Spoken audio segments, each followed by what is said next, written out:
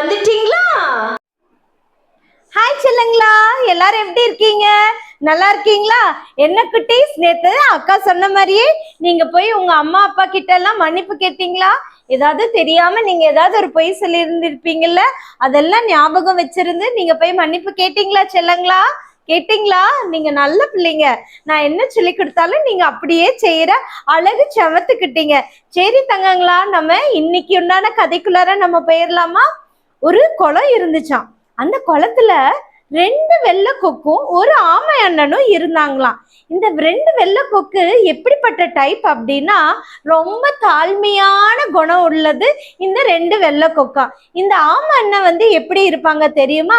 எப்ப என்ன வேலை செஞ்சாலும் நான் தான் அப்படின்னு சொல்லி இந்த ஆமை அண்ணன் ரொம்ப பெருமையா அவங்கள நினைச்சுக்குவாங்களாம். அப்படிப்பட்ட டைப் தான் நம்ம ஆமை அண்ணன்.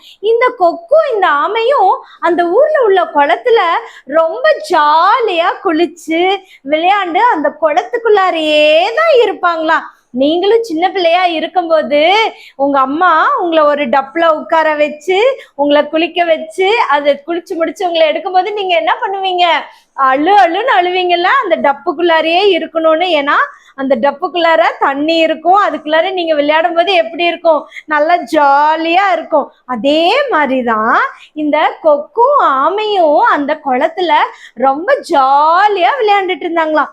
சில நாட்கள் சில வருடங்கள் கடந்து போயிடுச்சான். கடந்து போகும்போது என்ன ஆச்சா, இந்த குளத்துல தண்ணி வத்திக்கிட்டே வந்துச்சுன்னா என்ன அர்த்தம்னா கம்மியாயிட்டே வந்துச்சான். சரியா? அந்த குளத்துல தண்ணி கம்மியாயிட்டே வந்த உடனே இந்த கொக்குங்க என்ன நினைச்சுச்சா, ஏன்னா அந்த குளத்துல என்ன இருக்கும்? மீன் இருக்கும். அந்த மீனை இந்த கொக்குங்க சாப்பிட்டுக்கிட்டு இருக்கும். அதுதான் அதோட ஃபுட்டா இருந்துச்சு. அப்ப தண்ணி எல்லாம் கம்மியாயி போயிடுச்சுன்னா என்ன ஆகும்? கொக்குக்கு ஃபுட்டு கிடைக்காது. அதனால இந்த கொக்கு என்ன நினைச்சுச்சா, சரி நம்ம பக்கத்து ஊர்ல உள்ள ஒரு குளத்துல போய் நம்ம அங்க தங்கிக்கலாம். அந்த குளம் வந்து ரொம்ப நல்ல குளம். அந்த குளத்துல வந்து தண்ணி எப்பவுமே இருக்கும். அதனால நம்ம பக்கத்து ஊருக்கு நம்ம போயிடலாம் அப்படின்னு இந்த 2 கொக்கும் தீர்மானிச்சுச்சான். அப்புறம் என்ன பண்ணுனாங்க, நம்ம ஆமை அண்ணன் கிட்ட சொல்லணும்ல. ஏன்னா ஆமை அண்ணனும் கொக்கும் தானே எப்பவுமே விளையாண்டுட்டு இருப்பாங்க. அப்ப ஆமை அண்ணன் கிட்ட சொல்லாம போகக்கூடாது தானே. அதனால இந்த கொக்குங்க 2 என்ன பண்ணாங்களாம், ஆமை அண்ணன் கிட்ட போய் சொல்ல போனாங்களாம். ஆமை அண்ணன், இந்த மாதிரி நம்ம குளத்துல தண்ணி கம்மி ஆயிட்டே போகுது. அதனால நாங்க என்ன பண்றோம், பக்கத்து ஊர்ல உள்ள குளத்துக்கு நாங்க போய் அங்க இருக்க போறோம்.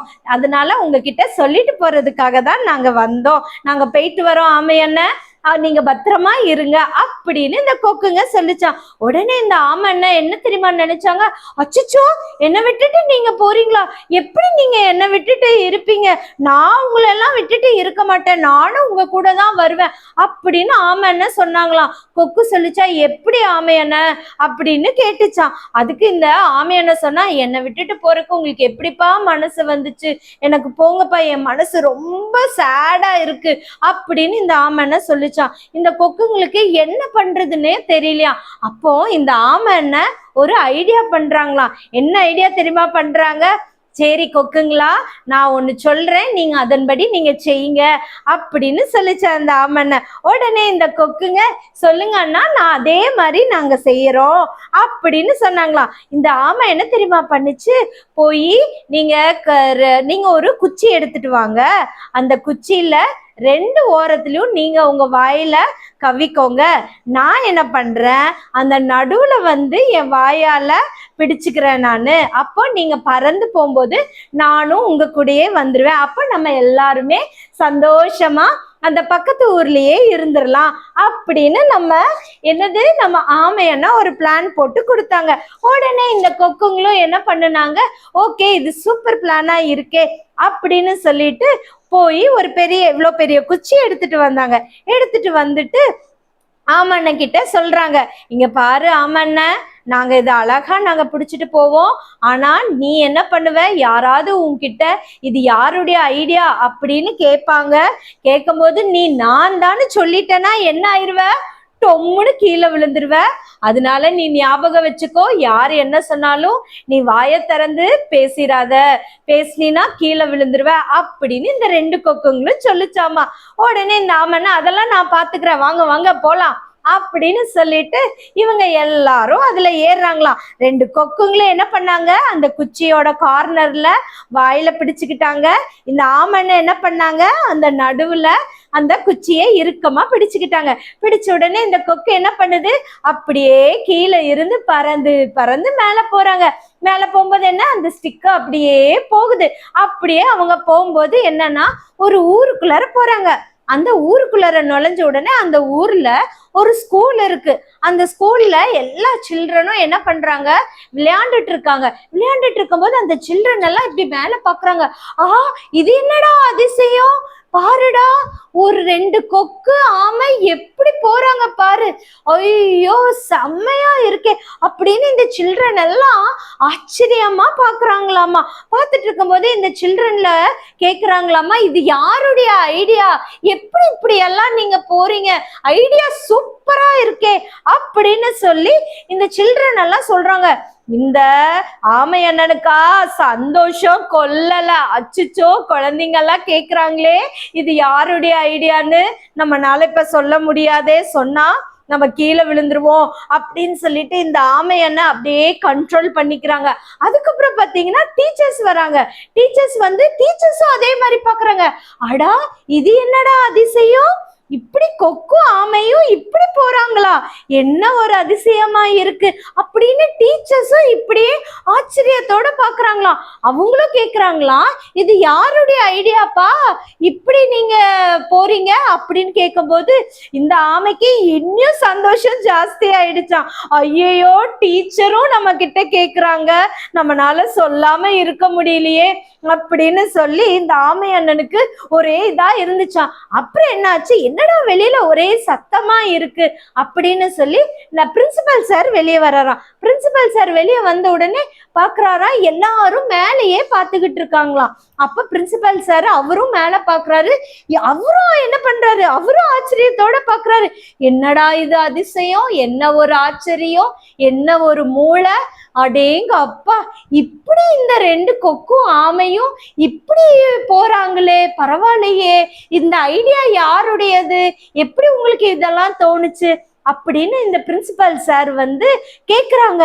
உடனே இந்த ஆமை என்ன தெரியுமா செல்லங்களா பண்ணுச்சு, இந்த ஆமை அச்சுச்சோ, பிரின்சிபல் சாரே நம்மள பாராட்டுறாரா அப்படின்னு சொல்லிட்டு இந்த ஆமை என்ன தெரியுமா பண்ணுச்சு, நான் தான் அப்படின்னு வாயை திறந்து சொல்லிடுச்சு. சொன்ன உடனே என்ன ஆச்சு, டொப்புன்னு மேல இருந்து கீழே விழுந்துருச்சு. கீழே விழுந்த உடனே இந்த ஆமைக்கு என்ன ஆச்சு, அடிபட்டு போயிடுச்சு. அடிபட்ட உடனே என்ன ஆகும், ரத்தம் எல்லாம் வடிஞ்சுக்கிட்டு இருந்தது செல்லங்களா. என் அன்பு செல்லக்குட்டிங்களா, இந்த ஆமை மட்டும் அமைதியா அந்த வாயை திறக்காம போய் இருந்துச்சுன்னா அழகா பக்கத்து கிராமத்துக்கு போயிருக்கலாம். அங்க போய் அங்க இருக்கிற குளத்துல கொக்கும் ஆமையும் ஜாலியா விளையாண்டுருக்கலாம்.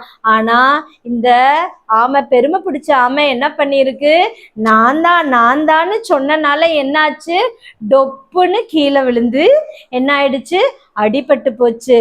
செல்லங்களா, இந்த வேதத்துல ஒரு வசனம் இருக்கு, என்ன தெரியுமா, பெருமை உள்ளவர்களுக்கு தேவன் எதிர்த்து நிற்கிறார், தாழ்மை உள்ளவர்களுக்கோ கிருபை அளிக்கிறார் அப்படின்ற ஒரு வசனம் நம்மளுடைய பைபிள்ல இருக்கு. செல்லங்களா, நீங்களும் உங்களுடைய லைஃப்ல யாராவது உங்களை பத்தி ரொம்ப பெருமையா ரொம்ப உங்களை புகழ்ந்து பேசினாங்கன்னா அப்ப இந்த வசனத்தை நீங்க ஞாபகம் வச்சுக்கோங்க. அது என்ன வசனம் தெரியுமா, பெருமை உள்ளவர்களுக்கு தேவன் எதிர்த்து நிற்கிறார், தாழ்மை உள்ளவர்களுக்கோ கிருபை அளிக்கிறார் அப்படின்ற இந்த வசனத்தை ஞாபகம் வச்சுக்கோங்க. யாராவது உங்களை ரொம்ப உயர்த்தி புகழ்ந்து பேசினாங்கன்னா இந்த வசனத்தை நீங்க சொல்லும் போது உங்களுக்குள்ளார அந்த சாந்தம் இருக்கும், அந்த தாழ்மை இருக்கும். என்ன செல்லுங்களா, இந்த வசனத்தை அக்கா கூட சேர்ந்து மனப்பாடமா சொல்றீங்களா? அக்கா சொல்றேன், நீங்களும் சொல்லுங்க, சரியா? சொல்லலாமா? இந்த வசனத்தை சொல்லுங்க என் கூட சேர்ந்து. பெருமை உள்ளவர்களுக்கு தேவன் எதிர்த்து நிற்கிறார், தாழ்மை உள்ளவர்களுக்கோ கிருபை அளிக்கிறார். மறுபடியும் ஒருக்கா சொல்லலாமா? பெருமை உள்ளவர்களுக்கு தேவன் எதிர்த்து நிற்கிறார், தாழ்மை உள்ளவர்களுக்கோ கிருபை அளிக்கிறார். இந்த வசனம் எங்க இருக்குன்னா 1 பேதுரு 5:5. சொல்லுங்க. Okay, super. இந்த வசனத்தை நீங்க மனப்பாடம் பண்ணிக்கோங்க. உங்க மம்மி டாடி கிட்ட சொல்லுங்க. ஓகேவா? நாளைக்கு டான் 8 o'clock அக்கா உங்களை பார்க்க வரேன். பாய், குட் நைட்.